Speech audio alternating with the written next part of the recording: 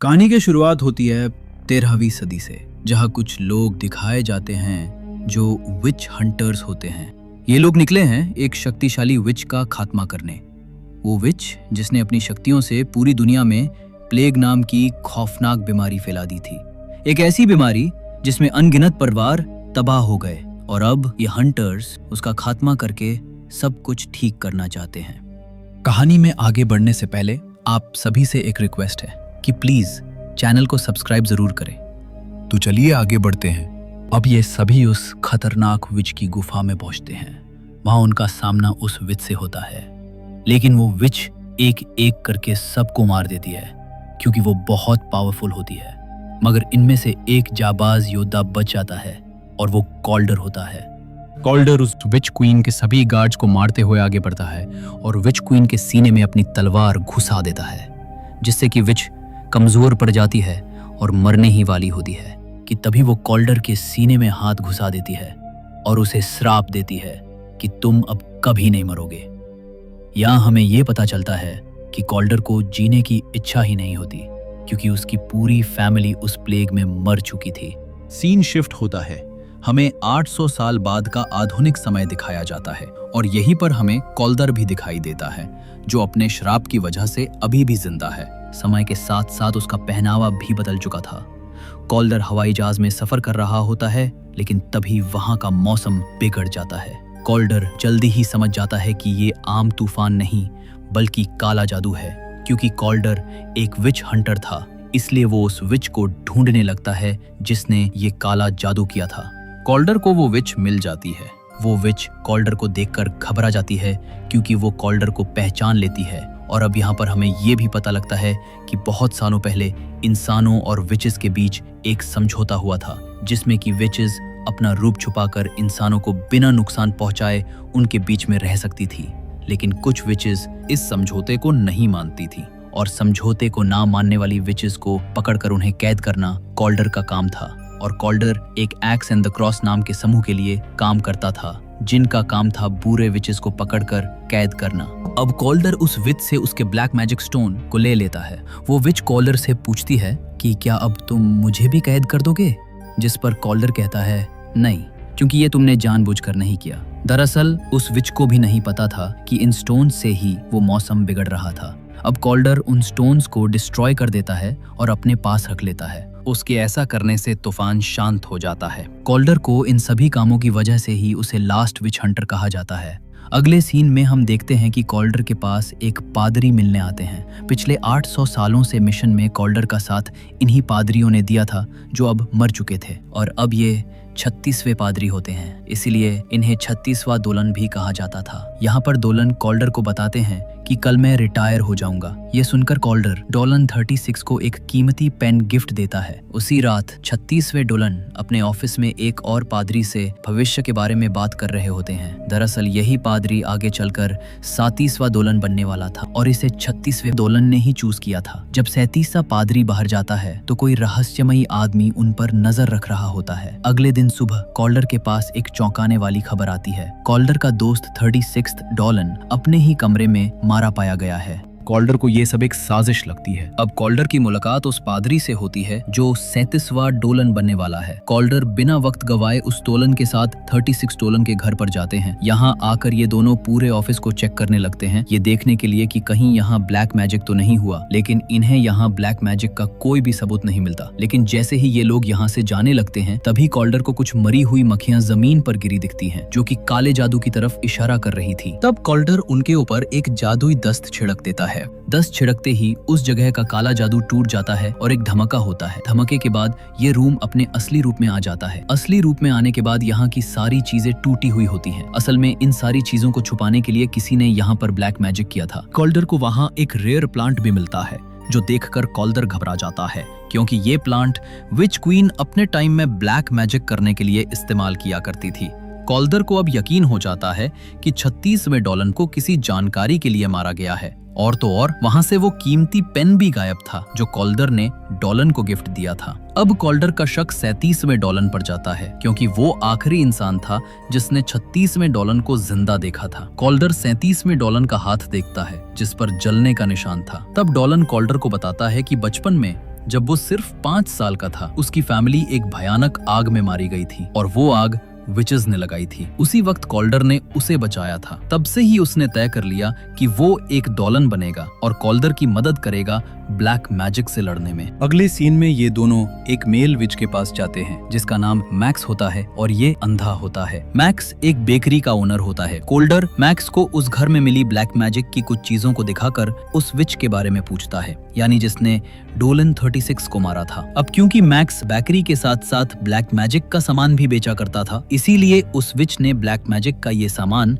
यही से खरीदा होगा। लेकिन मैक्स अंधा होता है और वो कहता है कि मैंने उस विच को नहीं देखा, लेकिन हाँ, इसमें से स्मेल आ रही थी एप्पल्स की। तब ये सुनकर कॉल्डर समझ जाता है कि ये ब्लैक मैजिक किसने किया है। कॉल्डर को पता था कि ये खतरनाक होने वाला है, इसीलिए वो 37th डोलन को वापस भेज देता है और अकेले ही आगे बढ़ता है। अगला सीन शुरू होता है एक छोटे बच्चे से जो जमीन पर गिरी कैंडीज के पीछे पीछे चलता है और एक कैंडी के पेड़ के पास पहुंचता है। बच्चा पेड़ से कैंडी तोड़ रहा होता है कि तभी वहां कॉल्डर आ जाता है और सच्चाई सामने लाता है। ये सब एक इल्यूजन था जो बच्चों को फंसाने के लिए बनाया गया था। अब कॉल्डर उस पुराने घर में जाता है जहाँ उसे एक छोटी बच्ची दिखाई देती है, लेकिन जैसे ही कॉल्डर उसके पास जाता है तो वो अचानक अपना रूप बदलकर एक मेल विच में बदल जाती है और कॉल्डर पर हमला कर देती है। असल में ये मेल विच ही था जो अपना रूप बदलकर कॉल्डर को मारना चाहता था। अब कॉल्डर अपने हाथ से चाकू निकालकर उसके पैर में मार देता है और उसे पकड़ लेता है। कॉल्डर उस विच से डोलन की मौत के बारे में पूछता है, पर वो विच मना कर देता है। लेकिन जब कॉल्डर को उस रूम में वो पेन मिलता है जो उसने डोलन को गिफ्ट दिया था, तो कंफर्म हो जाता है कि डोलन 36 को इसी विच ने मारा है। अब कॉल्डर उसे विच काउंसिल के हवाले कर देता है। उस विच को काउंसिल के आगे लाया जाता है जहाँ वो कबूल करता है कि उसी ने डोलन को मारा है। उसे सजा दी ही जाने वाली होती है कि तभी वहां कॉल्डर आ जाता है और कहता है कि इसे सजा देने से पहले इससे पूछताछ करनी चाहिए कि इसने डोलन को किसके लिए मारा है, क्योंकि कॉल्डर को शक था कि ये विच अकेला नहीं था। लेकिन काउंसिल की मेंबर कॉल्डर को बताती है कि कार्ड के अकॉर्डिंग ये अकेला ही था। तब कॉल्डर बोलता है कि कार्ड्स गलत हैं क्योंकि ये विच भेष बदलने के लिए जादू का इस्तेमाल करता है और कॉल्डर ने ऐसा जादू विच क्वीन के टाइम में देखा था। लेकिन काउंसिल के मेंबर कॉल्डर की बात नहीं मानते और उस विच को बिना पूछताछ के कैद कर देते हैं। तभी उस पेन में से एक मक्खी निकलकर उस मेंबर के कंधे पर आ जाती है जिसे कॉल्डर पकड़ लेता है। कॉल्डर उस मक्खी को ध्यान से देखता है और ये वही मक्खी थी जो 36 डोलन के घर में कॉल्डर ने देखी थी। कॉल्डर फटाफट चर्च पहुंचता है जहां डोलन 36 की बॉडी रखी हुई थी। वो एक मोमबत्ती पर कोई क्रिया करके डोलन के मुंह के पास लाता है तो अचानक वो मोमबत्ती जल उठती है। तब कॉल्डर डोलन 37 को बताता है कि डोलन 36 अभी जिंदा है और इन पर एक बहुत ताकतवर ब्लैक मैजिक हुआ है। कॉल्डर डोलन के गले से एक और मक्खी निकालता है और कहता है कि ये प्लेग का कीड़ा है जिसे 13वीं सदी में विच क्वीन ने बनाया था। उस विच ने इनसे कोई जानकारी निकलवाने के लिए इन पर ये ब्लैक मैजिक किया है और अगर 2 दिन में उस विच को खत्म नहीं किया गया जिसने ये ब्लैक मैजिक किया है तो डोलन 36 को नहीं बचाया जा सकेगा। यहाँ हमें ये पता चलता है कि जिसपे भी ये प्लेग का ब्लैक मैजिक किया गया होगा, अगर ब्लैक मैजिक करने वाले विच को 3 दिन में नहीं मारा गया तो विक्टिम को कभी नहीं बचाया जा सकेगा। कॉल्डर बॉडी को जब ध्यान से चेक करता है तो उसे 36वें डोलन की उंगली पर एक छोटा सा कट दिखता है। कॉल्डर समझ जाता है कि डोलन ने उसके लिए कोई सीक्रेट मैसेज छोड़ा है। कॉल्डर अब डोलन 36 के ऑफिस पहुंचता है। जब वो उनकी बुक खोलता है तो कुछ वर्ड्स पर ब्लड लगा हुआ होता है जो डोलन ने मार्क के तौर पर लगाए थे। अब कॉल्डर वो मैसेज समझने की कोशिश करता है। कॉल्डर मैसेज समझ जाता है। वो मैसेज था, अपनी मौत याद करो। दरअसल डोलन 36 कॉल्डर को उसकी मौत के दिन की कोई खास बात याद दिलाना चाहते थे, लेकिन कॉल्डर को कुछ ठीक से याद नहीं आता। कॉल्डर उस वक्त को याद करने के लिए एक विच के बार में जाता है। इस विच का नाम क्लोई होता है। क्लोई मेमोरी पोशन बनाने में माहिर होती है। मेमोरी पोशन यानी जिससे कोई भी अपना पास्ट याद कर सकता है। इसीलिए कॉल्डर क्लोई के पास आया था ताकि वो उसकी हेल्प से अपना पास्ट याद कर सके। लेकिन जब कॉल्डर उससे हेल्प करने के लिए कहता है तो पहले तो क्लोई मना कर देती है, लेकिन जब कॉल्डर उसे सच बताता है कि उसे मेमोरी पोशन की क्यों जरूरत है तब क्लोई मान जाती है। अब क्लोई कॉल्डर को एक मेमोरी पोशन बना कर देती है। जैसे ही कॉल्डर वो मेमोरी पोशन लेता है तो वो अपने पास्ट में पहुंच जाता है, यानी उस वक्त में जब विच क्वीन को कॉल्डर ने मारा था। अभी कॉल्डर अपने पास्ट की यादों को देख ही रहा था कि तभी वहाँ एक मेल विच आ जाता है और वो कॉल्डर के हाथों को एक चैन वाली हथकड़ी से बांध देता है और उसकी उसकी गर्दन पर एक इंजेक्शन लगा देता है जिससे कॉल्डर जल्दी होश में ना आ सके। लेकिन कॉल्डर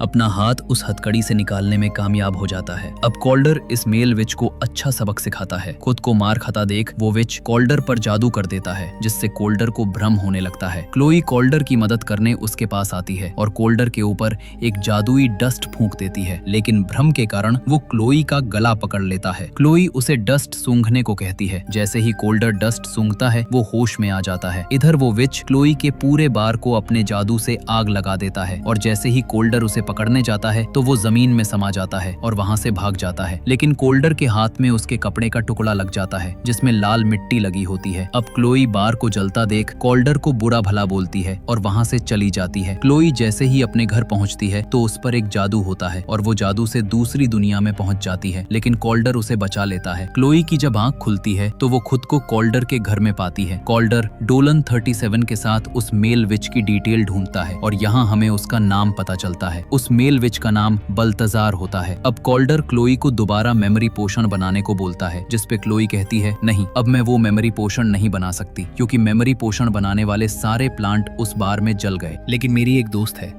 मिरांडा, उसके पास वो प्लांट मिल सकता है। कॉल्डर और क्लोई मिरांडा के घर जाते हैं, लेकिन जैसे ही ये दोनों मिरांडा के घर पहुंचते हैं तो इन्हें मिरांडा की बॉडी मिलती है और वहां से सभी जादुई प्लांट भी गायब थे। उसी वक्त मिरांडा का फोन बजता है। दूसरी तरफ बाल्टसार होता है। वो हंसते हुए बोलता है कि तुम्हारी दोस्त मिरांडा को मैंने ही मारा है और अब तुम्हारी बारी है। क्लोई उदास होकर कॉल्डर को बोलती है कि वो बाल्टसार को ढूंढे और उसे उसकी करनी की सजा दे। अब कॉल्डर क्लोई को लेकर एक विच के पास आता है, लेकिन वो विच कॉल्डर पर मैजिक कर देती है जिससे कॉल्डर अपने फ्लैशबैक की मेमोरी में खो जाता है जहां वो अपनी वाइफ और अपनी बेटी के साथ होता है। अब यहाँ पे कॉल्डर अपनी यादों में फंसा होता है, लेकिन तभी उसे अपनी यादों में क्लोई दिखाई देती है। असल में क्लोई के पास ये पावर थी कि वो किसी की भी ड्रीम्स में जा सकती थी, यानी कि वो एक ड्रीम वॉकर थी। अब क्लोई कॉल्डर को होश में लाने की कोशिश करती है। विच के आदमी कॉल्डर को कहीं ले जा रहे होते हैं, तभी कॉल्डर होश में आ जाता है और उन्हें बहुत मारता है। कॉल्डर उस विच का उम्र छुपाने वाला स्टोन छीन लेता है और उसे सच बताने पर मजबूर कर देता है कि अगर उसने सच नहीं बताया तो वो इस स्टोन को डिस्ट्रॉय कर देगा। वो विच मान जाती है और सब सच बता देती है। कॉल्डर फिर वो स्टोन क्लोई को दे देता है जो उसे तोड़ देती है। जैसे ही स्टोन टूटता है तो उस विच का सुंदर इल्यूजन खत्म हो जाता है और उसका असली चेहरा दिखता है, एक कमजोर, बूढ़ी और झुर्रियों वाली औरत। ये दोनों अब वहाँ से चले जाते हैं। अब जब कॉल्डर को भी पता चल जाता है कि क्लोई एक ड्रीम वॉकर है तो इसीलिए कॉल्डर उसे अपनी पुरानी यादों में ले जाने के लिए कहता है ताकि वो अपनी पास्ट की यादों को देख सके। और अब तो उन्हें ये करने के लिए किसी प्लांट की भी जरूरत नहीं होगी, तो इसीलिए क्लोई उसकी बात मान जाती है। इसके बाद जब ये दोनों कॉल्डर के पास्ट में जाते हैं तो देखते हैं कि कॉल्डर ही अकेला हंटर नहीं बचा था, और भी हंटर्स थे जो उस लड़ाई वाली जगह पर आए थे जहाँ कॉल्डर और विच क्वीन की लड़ाई हुई थी। वहाँ कॉल्डर को एक चौंकाने वाला सच पता चलता है। उन्हीं हंटर्स में पहले डोलन भी होते हैं जो राख से एक दिल निकालते हैं। उन्हें लगता है कि इस दिल को नष्ट करने से विच क्वीन भी खत्म हो जाएगी। डोलन दिल को जलाने के लिए आग के पास ले जाते हैं और उनके ऐसा करते ही कॉल्डर की बॉडी तड़पने लगती है। डोलन समझ जाते हैं कि कॉल्डर की लाइफ उस दिल से जुड़ चुकी है। डोलन सबको दिखाते हैं कि उन्होंने दिल को खत्म कर दिया, लेकिन असल में वो दिल को अपने पास छुपा लेते हैं। अब कॉल्डर को सब कुछ समझ आ जाता है कि उन विच ने क्यों डोलन 36 को मारा। वो विच क्वीन को उस दिल की हेल्प से दोबारा जिंदा करना चाहते हैं और डोलन 36 जानते थे कि वो दिल कहाँ रखा हुआ है। अब जब सच्चाई सामने आती है तो कॉल्डर सीधे 37वें डोलन के पास जाता है और पूरे सच की डिमांड करता है। डोलन मानता है कि काउंसिल ने कॉल्डर को प्रोटेक्ट करने के लिए ये सीक्रेट रखा था। कॉल्डर एक एंशिएंट मैप ढूंढता है जिसमें एक जगह पर निशान लगा होता है, वही जगह जहां उसने 800 साल पहले विच क्वीन को मारा था। वो वहां अकेले जाने की तैयारी करता है। अगले सीन में बाल्टसार अंधे मैक्स को पकड़ लेता है और उसे एक पेड़ से बांध देता है। फिर वो विच क्वीन का हार्ट लेकर वहां आता है और उसे जमीन में गाड़ देता है ताकि मैक्स की बलि दी जा सके। अब जैसे ही वो हार्ट जमीन में जाता है तो जमीन से जड़ें निकलने लगती है और मैक्स के पूरे शरीर को चीरते हुए उसे ढक देती है। लेकिन तभी वहाँ कॉल्डर आ जाता है और बाल्टसार का सामना करता है। दोनों में एक जबरदस्त फाइट होती है और कॉल्डर आखिरकार बाल्टसार को मार देता है, लेकिन तब तक बहुत देर हो चुकी होती है। बाल्टसार ने रिचुअल पूरा कर दिया होता है और विच क्वीन अब जिंदा हो चुकी होती है। विच क्वीन एक बार फिर से कॉल्डर के सीने में अपना हाथ घुसा देती है और उससे अमर होने का श्राप छीन लेती है। अब कॉल्डर दूर उड़कर गिरता है, वो घायल हो जाता है। कॉल्डर विच क्वीन पर गन से हमला करता है, लेकिन विच क्वीन वहाँ से गायब हो जाती है।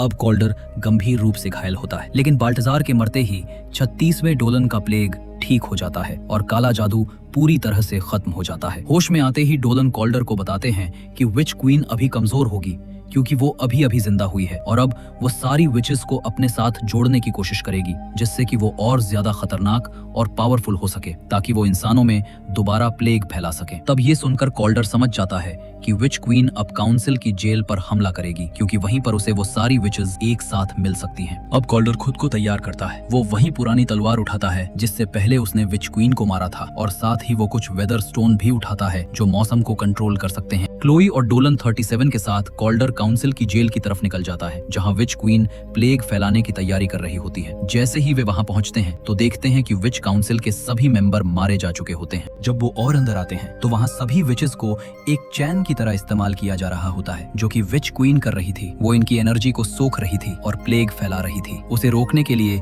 कॉल्डर उनमें से एक विच को आजाद करता है और क्लोई को बोलता है कि वो इसके ड्रीम में जाकर इसका विच क्वीन के साथ का कनेक्शन तोड़ दे। इससे विच क्वीन का प्लान डगमगा जाएगा। क्लोई अपना काम करने लगती है और डोलन इसको प्रोटेक्ट करता है। उधर कॉल्डर का सामना जेल के गार्डियन मॉन्स्टर से होता है। कॉल्डर पूरे दम के साथ फाइट करता है और आखिर में उस मॉन्स्टर का हार्ट निकालकर उसे डिस्ट्रॉय कर देता है। क्लोई तब तक उस विच के माइंड में घुस चुकी होती है और उसे ड्रीम में ही नीचे गिरा देती है जिससे वो हकीकत में भी मर जाता है। उसके मरने से विच क्वीन का रिचुअल रुक जाता है। इधर अब कॉल्डर का सामना विच क्वीन से होता है और एक भीषण फाइट होती है। कॉल्डर अपनी तलवार में आग लगाकर विच क्वीन को मारते हुए पीछे धकेल रहा होता है और बस विच क्वीन को मारने ही वाला होता है कि तभी सेंटीसवा डोलन क्लोई को गन पॉइंट पर लिए वहां आ जाता है और कॉल्डर को पीछे हटने को बोलता है। वो उसे 30 साल पहले की बात बताता है कि कैसे कॉल्डर ने उसके माँ बाप को मार दिया था क्योंकि वो विच थे और उसी का बदला लेने के लिए डोलन 37 ये सब कर रहा था। अब डोलन 37 कॉल्डर को शूट कर देता है जिससे कॉल्डर जख्मी होकर नीचे गिर जाता है और अब विच क्वीन अपना रिचुअल पूरा करने के लिए क्लोई को भी वश में कर लेती है और क्लोई को भी उस रिचुअल का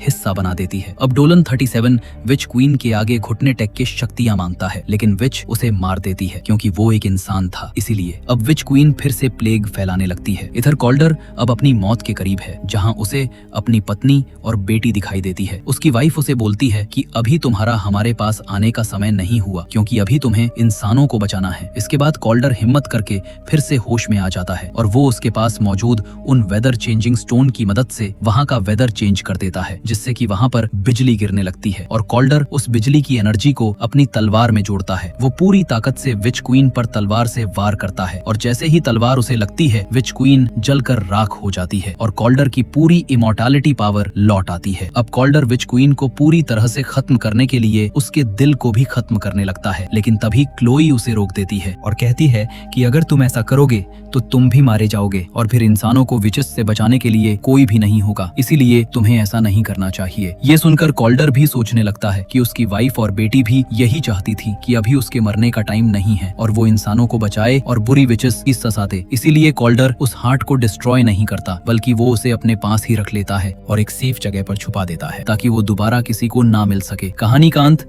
डोलन 36 और कॉल्डर की बातों से होता है। डोलन अब रिटायर नहीं होता, वो कॉल्डर के साथ रहने का फैसला करता है। क्लोई भी उनके साथ रहने का डिसाइड करती है। अब ये तीनों मिलकर एक नई टीम बनाते हैं जो अब किसी काउंसिल के कंट्रोल में नहीं है और हर आने वाले खतरे से लड़ने को तैयार है। कमेंट्स में बताना कहानी कैसी लगी। तब तक के लिए बाय बाय।